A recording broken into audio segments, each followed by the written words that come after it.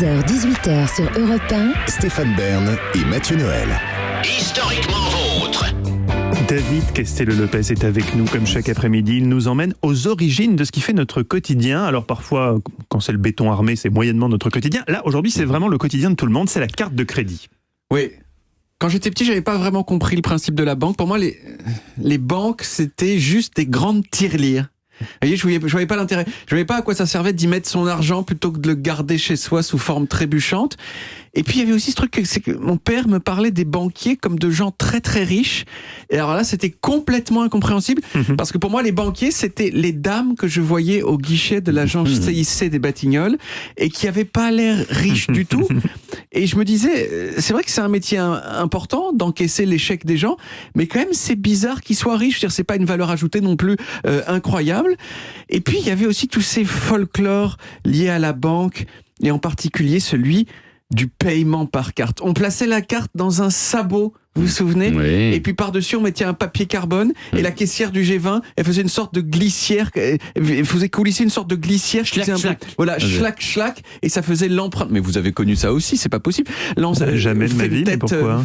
Mais si, avant qu'on place sa carte dans un lecteur de carte, il y avait des sabots. En Suisse, il y avait déjà des cartes bleues. Ah ouais, comme d'accord. Bah oui, aujourd'hui. vous étiez en avance. Non, Oui. c'était mécanique. C'était simplement pour prendre une empreinte. On mettait du papier carbone et ça faisait Et ce après, bruit on vous a caractéristique. signé la carte. Exactement. Et ils envoyaient, et le supermarché envoyait par la poste le petit papier à la banque pour être payé en fin de mois. Alors, en l'honneur de ces folklores perdus que vous n'avez visiblement pas connus, Mathieu, j'ai décidé de vous raconter d'où ça vient, la carte de crédit. Alors c'est peut-être un peu laborieux, mais il faut quand même que je dise un mot d'un truc qui peut paraître évident, à savoir que toutes les cartes de paiement ne sont pas des cartes de crédit. Les cartes de crédit, ce sont des cartes qui vous permettent précisément de payer à crédit, c'est-à-dire de pas payer tout de suite.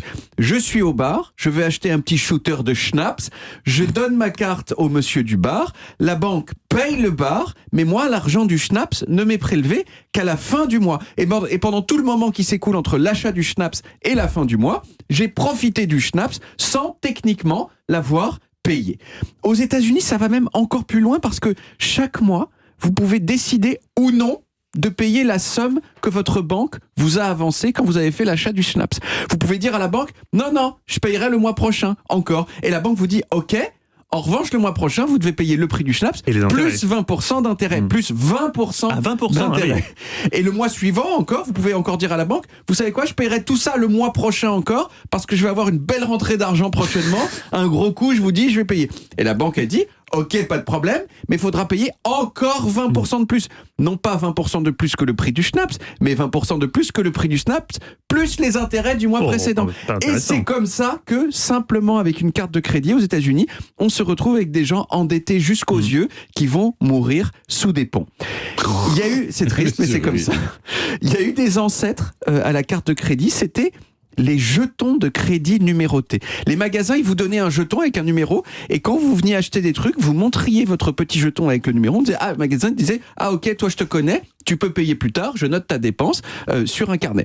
Et puis, en 1949, il y a un monsieur américain qui s'appelait Frank McNamara,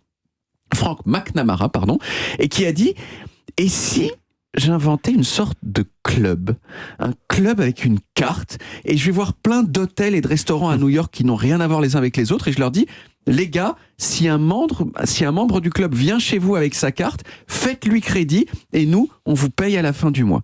Et ça a marché, et c'était la fameuse carte du Diners Club, dont vous avez peut-être entendu parler, qui est considérée comme la première carte de crédit du monde. Mais le vrai début de la carte de crédit, c'est un petit peu plus tard, c'est 10 ans plus tard en fait, en septembre 1958, quand il y a une grosse banque américaine, Bank of America, qu'on connaît un petit peu, qui a réussi à convaincre des centaines puis des milliers de commerçants en Californie d'accepter la nouvelle carte qu'ils allaient lancer. Et ils ont fait quelque chose qui depuis est devenu complètement illégal. Ils ont envoyé par la poste 60 000 cartes de crédit à leurs clients dans la petite ville de Fresno. C'est encore quelque chose qui est connu dans la banque, ça s'est appelé le Fresno Drop, parce qu'ils ont envoyé comme ça, ils ont lâché des cartes sur la ville de Fresno, et ils ont dit à ces gens-là, allez-y, dépensez, faites ce que vous voulez avec votre carte de crédit. Ça s'appelait la Bank AmeriCard. C'est la première carte de crédit qui ressemblait à celle qu'on a aujourd'hui, et c'est devenu plus tard le système Visa. c'est l'ancêtre du Visa, c'est la banque américaine. En France, la première carte, elle est venue en 1967, quand les 5 plus grandes banques françaises ont créé la carte bleue, qui s'appelle toujours la carte bleue aujourd'hui. Et puis les cartes se sont modernisées d'abord avec une bande magnétique, puis avec la carte à puce, inventée par un Français qu'on connaît tous. Roland Moreno, en 1974. Moi, il y a quelque chose qui m'émeut un peu, c'est que j'ai 2 cartes de crédit, vous voyez, sur l'une d'entre elles, et je ne vais pas montrer les numéros de ma carte de crédit, mais vous voyez, il y a encore les chiffres en relief ici, dont le seul but de ces chiffres en relief, c'est de rendre la carte compatible avec les sabots de mon enfance. Puisque c'est qui faisait pour les aveugles l'empreinte. aussi. Ou les aveugles aussi. Ouais. Mais c'était ça qui faisait que l'empreinte marchait. Quand vous passez du papier carbone sur des chiffres en relief, eh bien les chiffres s'impriment sur le papier carbone. Plus personne n'utilise ça, mais c'est pour ça que c'est encore compatible. Ça me rassure un peu qu'il y ait ce petit pont avec le passé, même si je sais qu'il est en train de s'éteindre, parce que sur mon autre carte, que je viens d'avoir, il n'y a plus, les chiffres ne sont plus en relief, ils sont imprimés simplement.